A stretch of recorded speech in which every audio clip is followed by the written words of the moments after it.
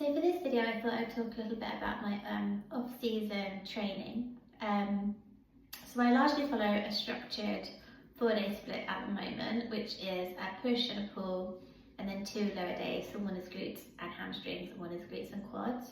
When I looked at my stage pictures from before, I realised that my lower body needed some improvement. So I definitely prefer upper body. I think that I probably maybe was subconsciously neglecting leg days. So I'm very aware now that I need to make sure that I hit legs twice a week. And particularly for bikini athletes, it's really important to have good glutes and good shoulders. And I felt like perhaps my upper body came in okay. I can still build a little bit more on my shoulders, but I definitely can build a lot more for my glutes, my quads and my hamstrings. So that's kind of my general weekly program. But with that in mind, I've also got the freedom at the moment to have a little bit of fun. So the gym that I train at is a real mixture. So it's bodybuilders, powerlifters, strongmen, a bit of everything, which is really great. And it's meant that I've had the opportunity to try different ways of training. So for example, I've had a go with the Strongman yoke. I've attempted the log, which I still can't get up over my head, but I can get it to my shoulders, so I'm getting closer, and I'll be so proud when I can eventually lift it overhead.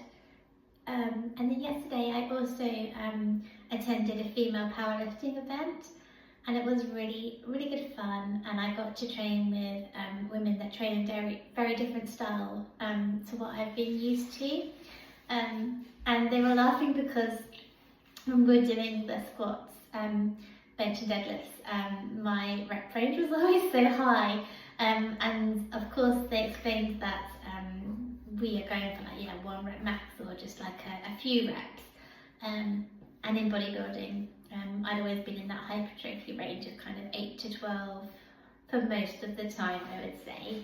So that was really good fun to train in a different way, and it meant that I could feel a little bit braver and try and go a little bit heavier than I have felt confident to before. So yeah, I really enjoyed that, and I think that any different stimulus on your body is a positive one. So I give myself the flexibility in this off season to have a bit of fun with training again, because it was super strict and structured during prep. So this is the time to do it. In the off season, cardio isn't so much of a focus. Of course, in prep it's a tool to use to help you lean out. But for kind of cardiovascular and overall health benefits, is something that I still value. I'm not an inactive person. My step count's pretty high consistently anyway, with school runs and stuff like that. But for my kind of regular cardio, I'm now doing my netball on a Thursday evening. So that feels good to again train in a slightly different way, not neglect my endurance for this period of time.